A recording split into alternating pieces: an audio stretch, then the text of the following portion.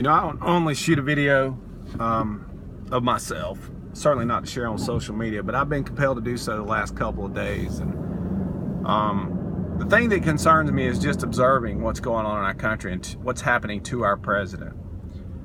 You know, he's been crucified in the media from the time he was running, and ridiculed and criticized, and just one thing after another. And, you know, I was the first guy in the state to endorse Donald Trump. I serve in the Alabama House of Representatives in House District 91. And when he came to Alabama, and it was early on, there were 17 or 18 guys in a primary. Yeah, we had already given the House the Republican majority. We'd given the Senate the Republican majority. And I'm a Republican, but I didn't want an establishment president. The establishment president, they had accomplished nothing they had told us they would do.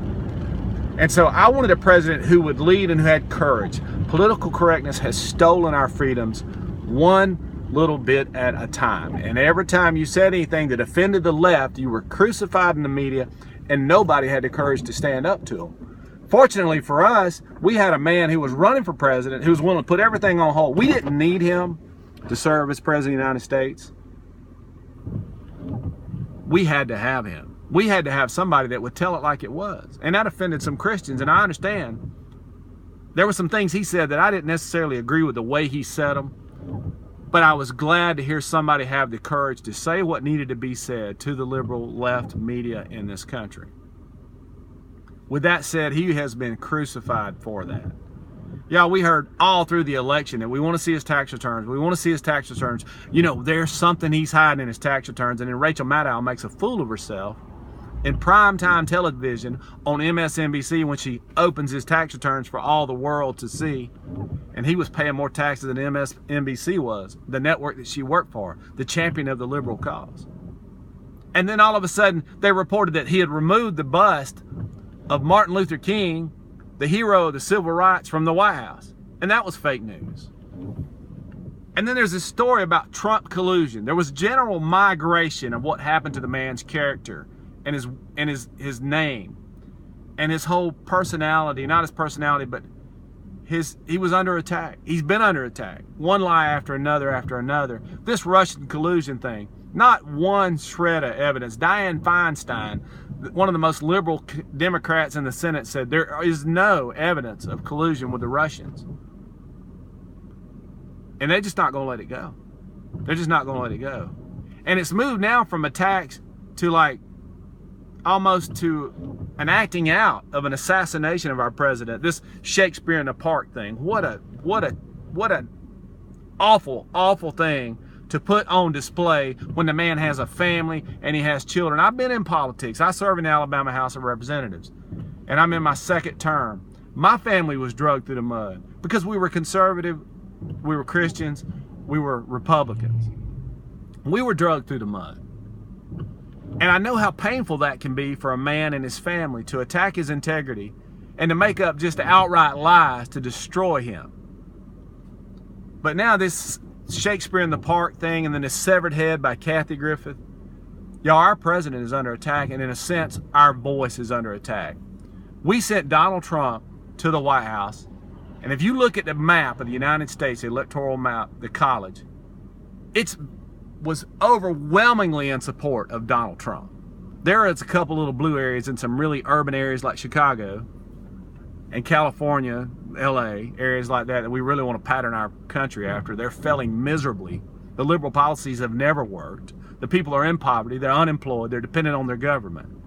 And Donald Trump has come forward and said, we're not dependent on our government. We're dependent on God.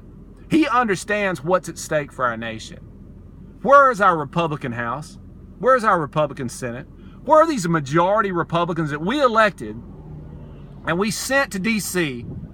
to fight the agenda that Obama had?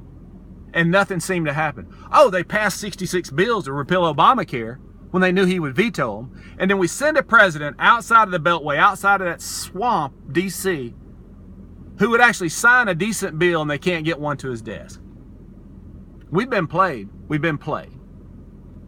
The politics of public persuasion is being put out there for us to see.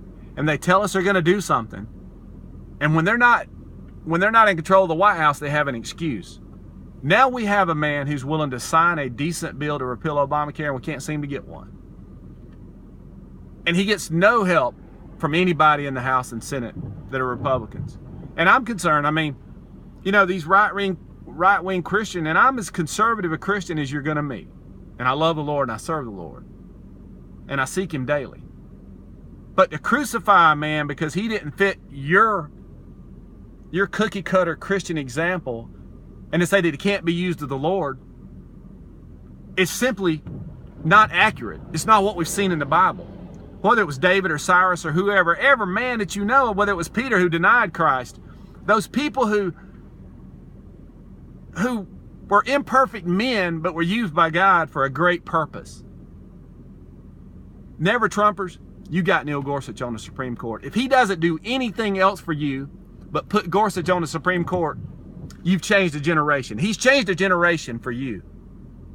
Now it's our turn to stand for him. Get behind your president. Pray for your president.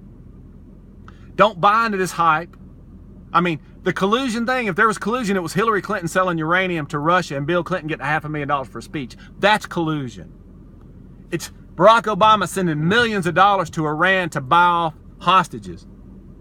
It's Hillary Clinton's 30,000 deleted emails, and we have a House majority, Senate, and a Senate majority Republicans committees. We have House majority Republican committees, and nobody's investigating anything except what the Democrats and the liberal media tell them to investigate.